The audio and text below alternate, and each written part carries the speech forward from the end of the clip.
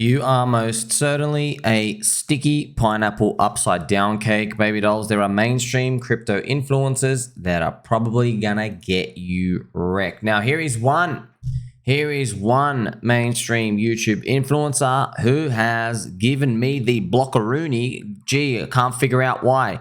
Maybe I called out all of his BS and how much he got everybody wrecked through leverage trading, all these other trash out there before. Couldn't figure it out. Now, look, friends, all these people, if you run into them in public, you say, look, man, let's have a drink. We'll play some checkers. We'll go eat some cotton candy. But at the end of the day, what does it even matter? What, we're going to smile to each other and say good things and bad things? I don't care. You don't care, man. You are here. Why? Because you got wrecked. You got wrecked in the last bull market. Some people even got wrecked in the bull market before that, and they still couldn't make it. So are we going to sit here and pretend like we're all friends? No. There's good advice. There's bad advice. I don't give any advice. No financial advice. Go buy and see how that works out. I am here to tell you how I process things because I've got experience. I've been kicked in the nuts so many times. I wear fluffy slippers now. You understand? So when something comes along my way, instead of being scum, which is what most of these people are, instead of being scum, I'm going to tell you the truth. Because I think there is a lot of people out there who have had just about enough of this trash. And let me tell you something. You think it's bad now? Ooh, they're all going to turn on the Bitcoin maxis in the next bear market of crypto. Because even if we hit the magical $120,000 mark, if you drop 70% below that, guess what? You still do a 5-year round trip. All right. So judgment day is coming for everybody. I don't want you to learn the super hard way. I think you've learned enough. So when I come across these narratives, I'm here to educate you for free. That's why you like, subscribe, press the belly button, or shock the algorithm, family-friendly show. Look at this. So he's right in here. He says 99.9% of people think UST will never repeg. Remember, UST is the failed stablecoin from Terra Luna. Went from $1 all the way to nothing. Now it's back up to 5 cents. There's people like punting it around. They're playing around with it. Okay. Now, I'm not here to pick on this person. I don't care about this person. I promise you, I don't care. And guess what? He's going to be fine without you. I don't care what narrative you want to swallow, you want to get on your knees, you want to suck these people off. I don't care. I'm just telling you, we don't need them, all right? There's a path forward and there's a path to win. And unfortunately, it's not winning with the whole crowd because the crowd can never always win together. So he talks about UST pegging together and putting this trade. And friends, so you got to remember, remove this person's name, remove UST, remove all of it. I'm here to give you the substance of what's going on. So he says, well, I am one of the contrarian people. That's what he's saying. He believes it will repeg. He believes it will go back to $1 because a whale has accumulated and he can corner the market, etc., etc. It's a wacky theory, all right? Now, here's the thing, all right? These people, when they put these posts, they are master manipulators. You understand? They have big YouTube channels. They have big audiences, 100,000, 200,000, 500,000. Do you think they just got there by fluke? No, they got there because they're salesmen. They know how to sell snow to an Eskimo. Snake oil, some people will say they're snake oil salesmen. They know that. You understand? They know how to manipulate and groom people. They know how to tell you what you want to hear. For example, golly gee, don't you want to hear that we're going to go to the moon? Don't you want to hear that your life is going to change in 12 months if you just buy these bags? Yes. But also, they have different ways of how they manipulate language. They say things such as, it's a wacky theory, but I believe I've got some evidence. This, whether it's done intentionally or not, it does manipulate you. So what they're trying to do is, and I'm here to tell you, friends, the game is this. Firstly, it's all a game.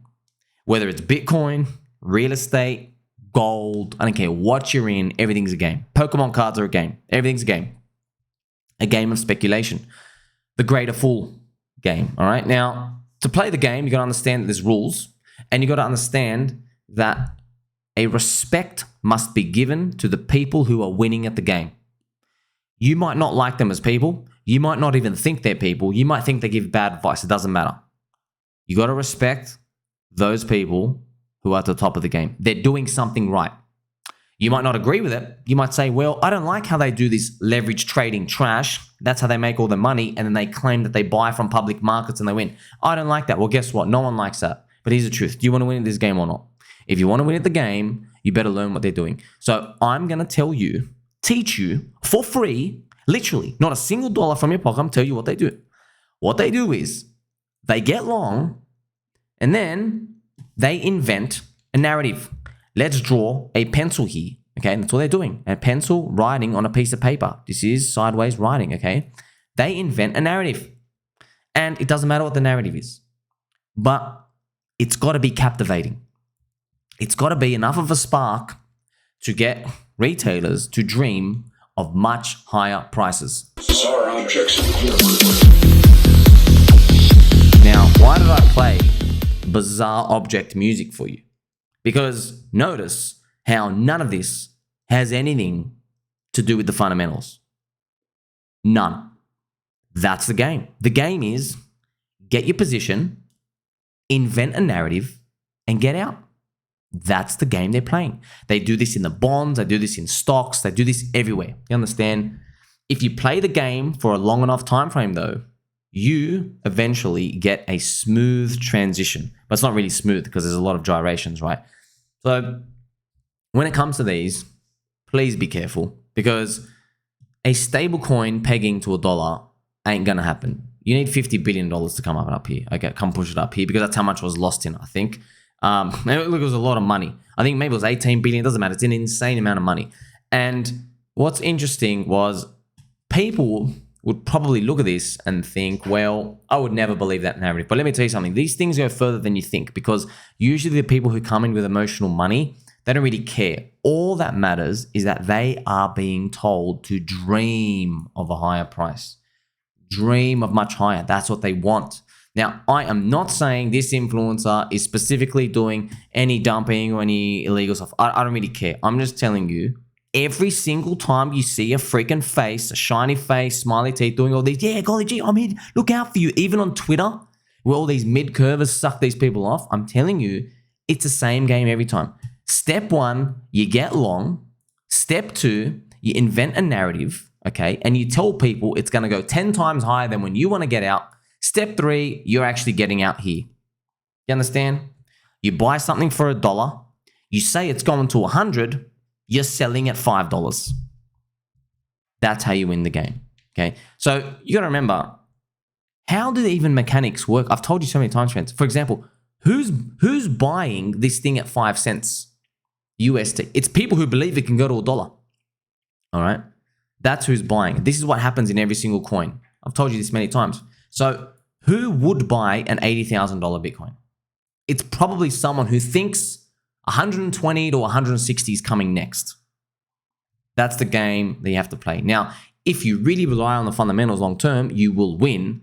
But how much fundamentals do you want to give weight to in crypto? Because we know how unreliable people are. There are weak hands everywhere. The whole freaking thing's a freaking scam. More people lose than win. And the only thing that most of the industry can like basically put on a pedestal, you got your Bitcoin, you got your Ethereum, you don't have much else, okay? Maybe if Chainlink and a few other coins keep making higher lows and continue up, yes, maybe we can say, golly gee, out of these 15,000 coins, we have something to hold our head up high. You know, Doge at least held value over time, but look at these. We're picking cherries now. We're cherry picking. You know, on average, 10,000 coins. Most of it is doom and everybody losing their money. So you also have comments here from you baby dolls as well saying like, you know, Mr. Rocky saying, where does that put Luna if USTC gets pegged to $1 again? Well, you're asking the right question, sir. This is a very good question because you basically mean, oh, wow, Luna gets to restore itself. Like, you know, from liquidity in markets, this ain't going to happen. Like, let's, instead of saying, I never say these ideas are silly because I want to go through and show you what these actually mean. Okay. There are people who lost a lot of money. All right. I know, for example, a specific guy, this poor soul made a video on him. I think he lost something like 1.8 million in Luna UST. All right. He retired from his job in America. He sold it all, put it in 1.8 million USTC, this coin. And then in those 2 weeks, He packed up his house, went and got a citizenship, I think in Thailand or somewhere else. He flew over, and by the time he got over and checked his computer, he'd lost all his money. All right, now I've got this story specifically, but I'm paraphrasing. I made a video on him, and you got to think about it, okay? These people, see this guy had 1.8 million.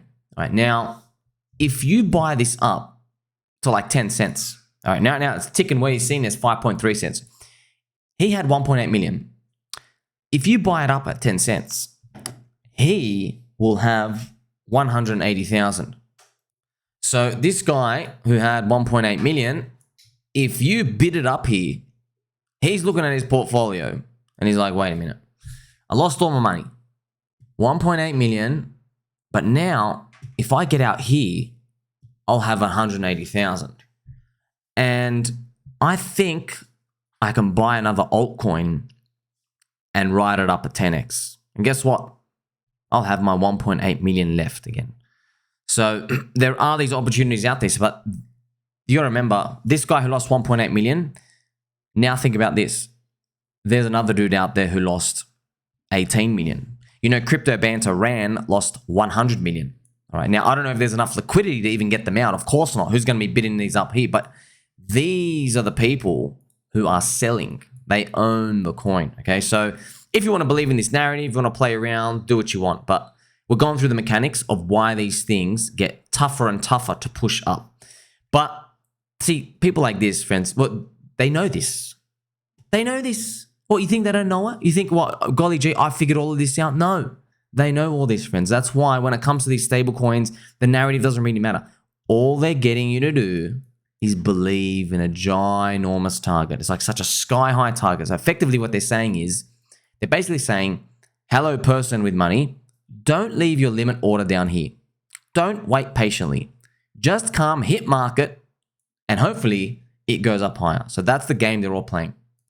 So pumpkin pie, when it comes to these, once again, I got to remind you, friends, I'm not here to judge anyone, okay? But when there's trash being sent out here, this is the game and how it works.